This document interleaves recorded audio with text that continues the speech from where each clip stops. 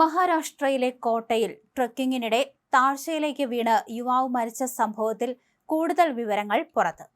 നവംബറിൽ നടക്കാനിരുന്ന ആഡംബര വിവാഹത്തിനുള്ള ഒരുക്കങ്ങൾ നടക്കുന്നതിനിടെ പ്രതിശ്രുത വരനെ വധുവും കാമുകനും ചേർന്ന് ആസൂത്രിതമായി കൊലപ്പെടുത്തിയതിന്റെ നടുക്കത്തിലാണ് പൂനെ നിവാസികൾ. പ്രമുഖ വ്യവസായിയായ വിശാൽ അഗർവാളിന്റെ മകൻ കേതൻ വിശാൽ അഗർവാളാണ് വധുവിന്റെ പ്രണയപ്പകയിൽ ഇരയായത്.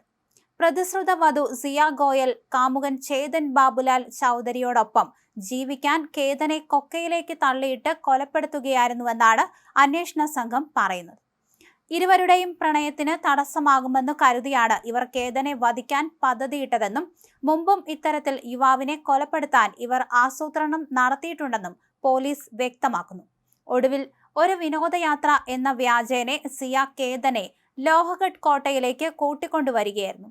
സിയയുടെ നിർദ്ദേശപ്രകാരം ചേതനും കോട്ടയിലെത്തി. ആളെ തിരിച്ചറിയാതിരിക്കാൻ ഹൂഡി ധരിച്ചെത്തിയ ചേതൻ ഇവരെ കൃത്യമായ അകലം പാലിച്ച് പിന്തുടരുന്ന ദൃശ്യങ്ങൾ CCTVയിൽ പതിഞ്ഞിട്ടുണ്ട്. തുടർന്ന് ആരുമില്ലാത്ത സമയം നോക്കി ഇരുവരും ചേർന്ന് കേതനെ പിന്നിൽ നിന്ന് കൊക്കയിലേക്ക് തള്ളിയിടുകയായിരുന്നു. കൊലപാതകം നടത്തുന്നതിന് ദിവസങ്ങൾക്ക് മുൻപ് ഇരുവരും ചേർന്ന് നടത്തിയ മറ്റൊരു ആസൂത്രണവും ഇപ്പോൾ പുറത്തു വന്നിട്ടുണ്ട്. വിവാഹത്തിന് മുൻപുള്ള ഫോട്ടോഷൂട്ടിനായി കേതനും സിയയും ബാലിയിലേക്ക് പോകാൻ മുംബൈ വിമാനത്താവളത്തിൽ എത്തിയപ്പോഴാണ് കേതന്റെ പാസ്പോർട്ട് കാണാതായത്. യാത്ര പുറപ്പെടുന്നതിന് മുൻപ് കാറിൽ വെച്ച് എല്ലാവരും പാസ്പോർട്ടുകൾ ഒന്നിച്ച് ഒരു പൗച്ചിൽ വെച്ചിരുന്നതാണെന്ന് കേതന്റെ പിതാവ് വിശാൽ അഗർവാൾ പറയുന്നു.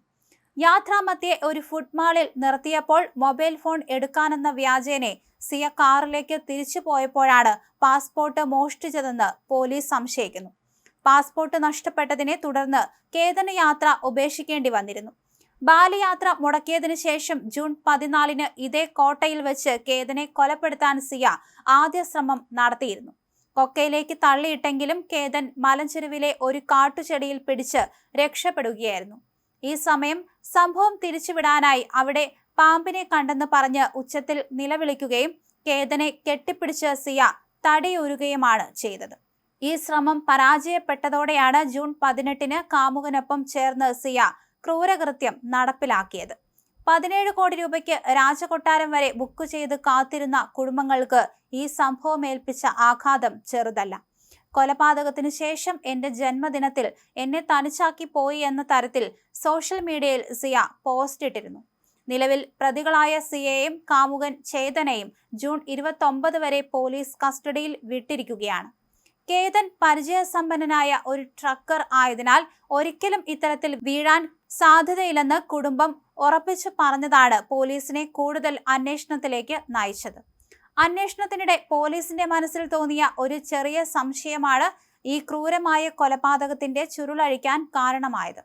ജൂണിലെ 33 ഡിഗ്രി സെൽഷ്യസ് കടുത്ത ചൂടിൽ ഒരു യുവാവ് കോട്ടയുടെ ടിക്കറ്റ് കൗണ്ടറിന് സമീപം ഹൂഡി ധരിച്ച് നടന്നു പോകുന്ന ദൃശ്യം CCTVയിൽ പതിഞ്ഞിരുന്നു.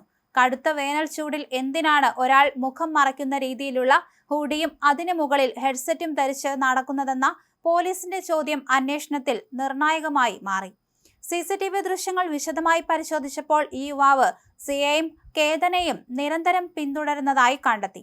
ഒരു ഘട്ടത്തിൽ സിയ പെട്ടെന്ന് പുറകിലേക്ക് നോക്കുമ്പോൾ ഈ യുവാവ് ഒളിക്കാനായി പെട്ടെന്ന് നിലത്തിരിക്കുന്ന ദൃശ്യങ്ങളും പോലീസിന് ലഭിച്ചു.